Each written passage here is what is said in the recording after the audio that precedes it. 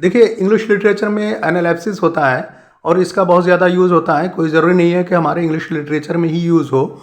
हम कई तरह से एनालिसिस का यूज़ करते हैं। कहाँ कहाँ पर यूज़ होता है, इस वीडियो में आज हम लोग अच्छी तरह से जानेंगे। मतलब हिंदी और इंग्लिश में अर्थ और मतलब समझेंगे, इसका डेफिनेशन देखेंगे और एग्जाम्पल से इसको लिटरेचर में और लिटरेचर से हट करके भी जानेंगे। चलिए वीडियो को स्टार्ट करते हैं। Welcome to English educator desk, आपका इंग्लिश एजुकेटर डेस्क पे स्वागत है। क्या है एनालिसिस?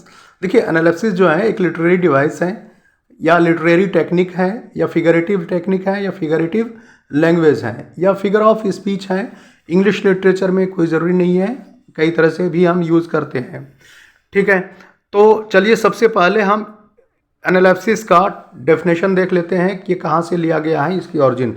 देखिए, इसकी ऑरिजिन जो है ग्रीक शब्द से लिया गया है, जिसका मतलब होता है एक्ट ऑफ टेकिंग अप, मतलब शुरू करने की क्रिया या प्रक्रिया को हम एनालिसिस बोलते हैं। तो आप इस तरह से यह समझिए कि एनालिसिस जो है is the recall of past events, मतलब जो गुजरे हुए लम्हात हैं, गुजरे हुए जो इवेंट्स हैं, उसको रिकॉल करने के लिए, याद करने के लिए, मेमोरी में लाने के लिए हम एनालिसिस का यूज़ करते हैं। और लिटरेरी मीनिंग जो है एनालिसिस का फ्लैशबैक है। मतलब फ्लैशबैक जैसे कि बोलते हैं कि वो फ्लैशबैक में चला गया, मतलब उनकी मेमोरी जो है बैक में चली गई है और वो याद करने लगे हैं कुछ चीज़ों को जो उनके साथ घटनाएं घट चुकी है। तो एनालिसिस और फ्लैशबैक दोनों सेम है। देखिए एग्जांपल देखिए आपका एनालिसिस का, कि जैसे कि मैं एक स्टूडेंट हूँ और मैं किसी हॉस्टल में रहता हूँ। अचानक एक सुबह मैं जागा और मैं फ्लैशबैक में या एनालिसिस में चला गया अपनी मदर को याद करते हुए, क्योंकि मेरी मदर जो है जब भी मैं सुबह सवेरे उठता था तो मुझे बेड टी दिया करती थी। तो आप हॉस्टल में हैं और करंट में हैं और यादें जो हैं आपकी पुरानी दिमाग में आने लगी, तो वही आपका एनालिसिस है या फ्लैशबैक है। ठीक है, यहाँ तक समझ में आ गया? अगर नहीं समझ में आया तो और डिटेल से हम लोग समझते हैं।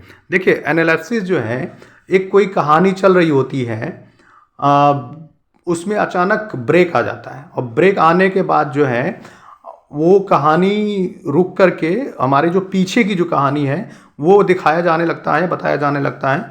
वही आपका एनालिसिस या फ्लैशबैक है। एग्जाम्पल से आप इस तरह से आप समझ सकते हैं कि जैसे एक कोई मूवी है, कोई सीरियल है, नॉवेल है, ड्रामा है, ठीक है, तो उसमें जो जवानी की कहानी चल रही होती है, अचानक उसमें बचपने वाली कहानी बताया जाने लगता है, तो वही आपका एनालिसिस है या फ्लैशबैक है। मकसद क्या होता है इसको बताने का कि कोई कैरेक्टर है या इवेंट है तो उसके बारे में बैकग्राउंड इन्फॉर्मेशन दिया जाए। मतलब आप जवानी तो देख रहे हैं लेकिन बचपना आपने नहीं देखा कि वो किस तरह से हैं, कि उनके माता पिता कौन थे, किस तरह से वो रहते थे, कहाँ पर रहते थे। जब वो बताया जाने लगता है तो वो वही आपका एनालिसिस है या फ्लैशबैक है।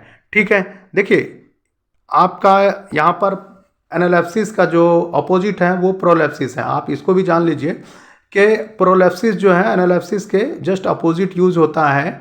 और इसमें भी सेम है कि एनालिसिस में जिस तरह से कि सीन ब्रेक होता है और पुरानी कहानियाँ चलने लगती हैं, ठीक उसी तरह से प्रोलेप्सिस में जस्ट उसका अपोजिट होता है कि इसमें भी सीन ब्रेक होता है और जंप कर जाती है कहानी आगे की, मतलब फ्यूचर की कहानियाँ बताया जाने लगता है।